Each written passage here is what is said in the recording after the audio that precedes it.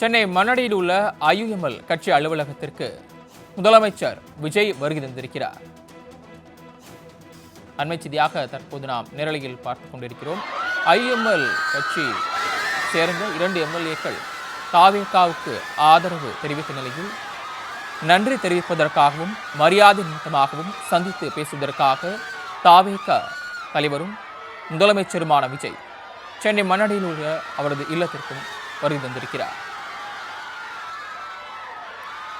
IUML அலுவலகத்தில் முதலமைச்சர் Vijay, Indian union முஸ்லீம் league கட்சி அலுவலகத்திற்கு முதலமைச்சர் விஜய் வருகை தந்திருக்கிறார். அவரது வருகையை அறிந்திருக்கக்கூடிய ரசிகர்களும் தொண்டர்களும் ஏராளமானோர் அங்கு கூடியிருக்கின்றனர். அவரை உற்சாகமாக வரவேற்கக்கூடிய அந்த காட்சிகளை பார்க்கிறோம். வீட்டு அலுவலகத்தின் வாசலில் வந்து கட்சி நிர்வாகிகள் பலரும் அவரை அன்புடன் வரவேற்று உள்ளே அழைத்துச் செல்லக்கூடிய அந்த காட்சிகளை பார்த்து கொண்டிருக்கிறோம். வந்திருக்கக்கூடிய முதலமைச்சர் விஜய் காதர் மொய்தீனுக்கு அக்கட்சியின் தலைவர் காதர் மொய்தீனுக்கு சால்வை அணிவித்து நன்றி தெரிவித்திருக்கிறார்.